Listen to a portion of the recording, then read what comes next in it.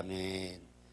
예, 감사합니다. 이 말씀을 우리가 읽고 하나님께서 모세에게 주신 말씀을 이제는 큰 돌에다가 거기 석회를 바르고 모든 사람들이 그것을 그에 쓴 것을 다 사람들이 읽도록 했습니다. 그래서 하나님이 모세와 이스라엘 장로들이 백성에게 명령했다. 내가 오늘 너에게 주는 이 모든 명령들을 지키라, 이렇게 말했습니다.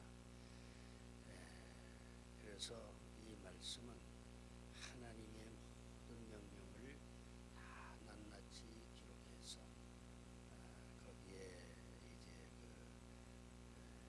이제 27장과 아마 28장에 있는 말씀으로 생각을 합니다. 그래서 그것을 다 써가지고 사람들이 다 보는 앞에서 사람들이 그것을 다 읽을 수 있는 그러한 분명한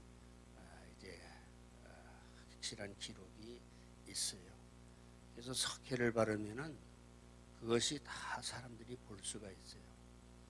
그래서 그 사람들이 다 보는, 읽을 수가 있고 또 해석할 수가 있고 그렇습니다.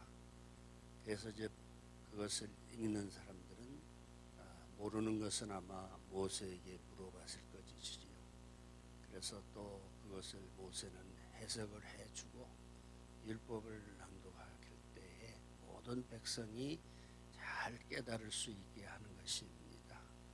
그래서 이 돌들을 에발산과 그리심 산에 이렇게 두라고 했어요.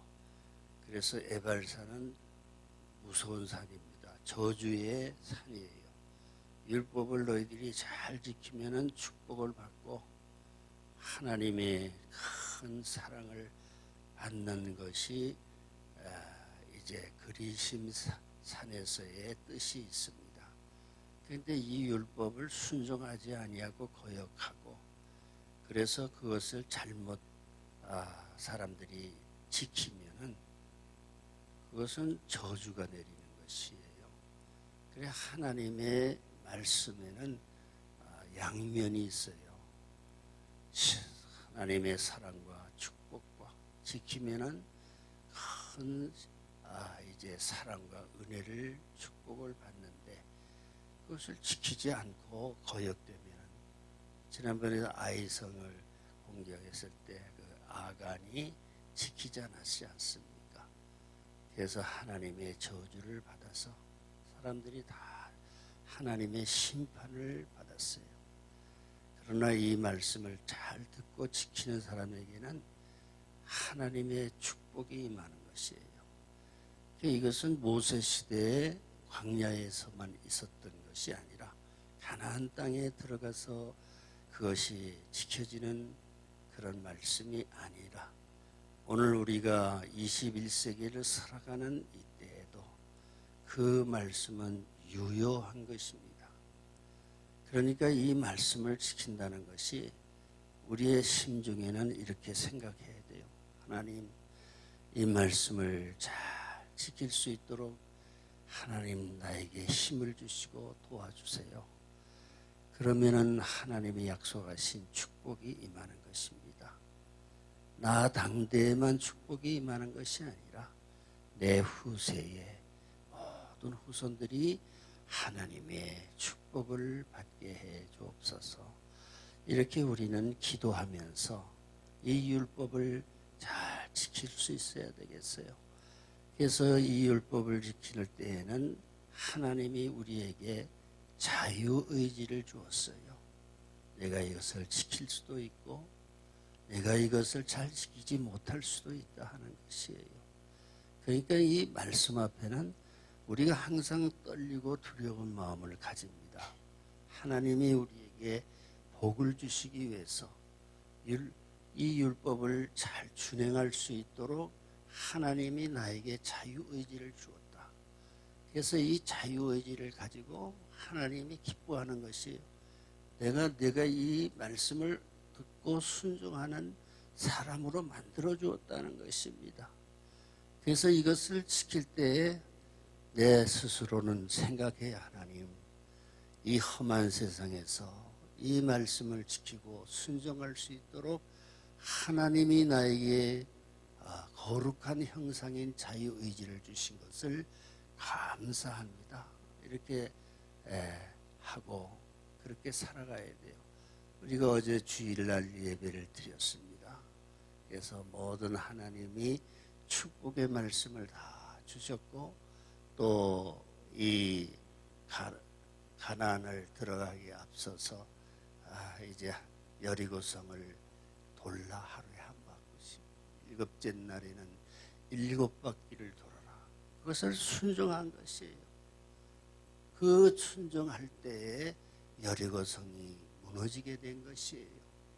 그러니까 우리에게 주신 이 하나님이 주신 자유의지를 잘 순종하고 사용했을 때에 그 여리고성을 무너지고 가나안으로 들어갈 수 있는 놀라운 하나님의 역사가 그들 눈으로 보게 되었다는 것입니다.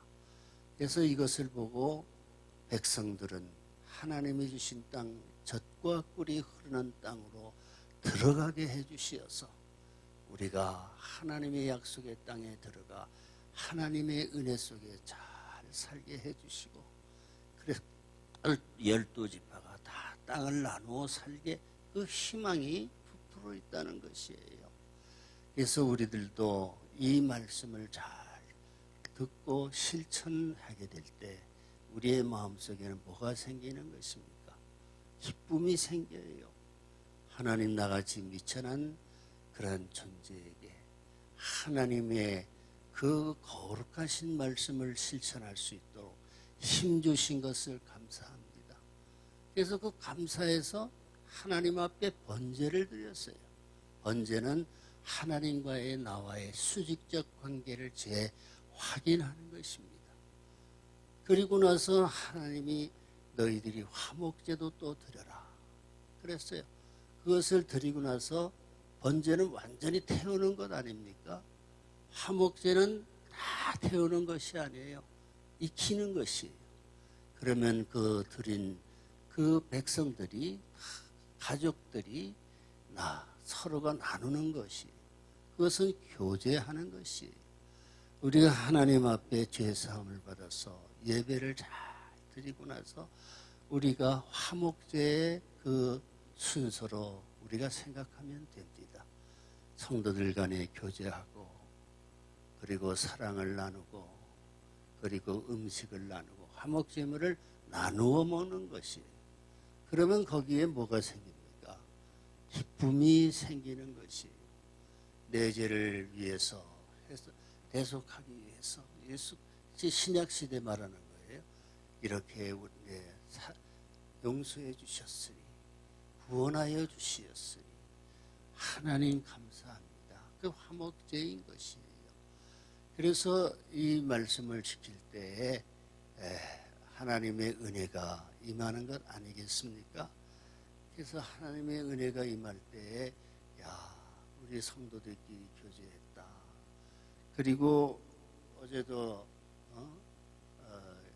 말씀에서 은혜 받았지만 그 나누는 것이거든요. 그런데 이 이단이 많이 생겨가지고 그 이단은 구원받은 이후에는 내 마음대로 살라 하는 것이에요. 그러니까 우리가 신앙생활을 잘하는 것은 이단을 경계하는 거 아닙니까?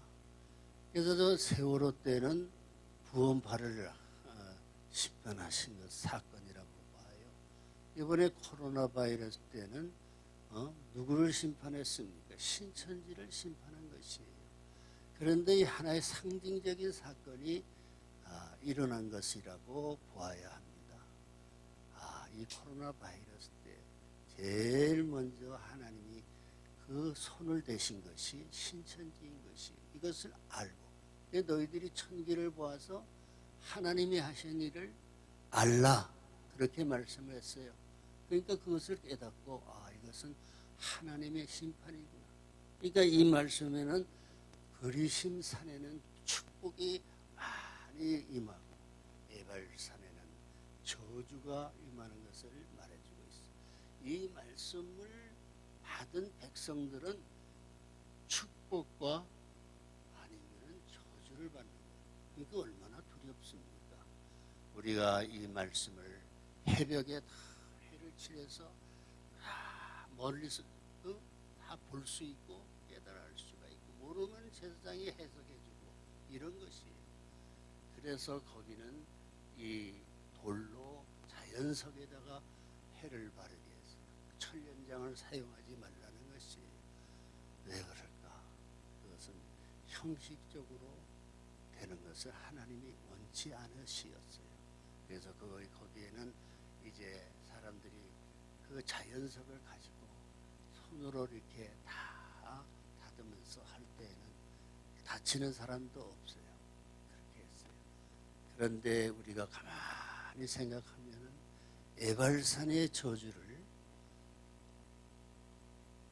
저주를 받는 것을 당연히 저주를 받아야 되죠.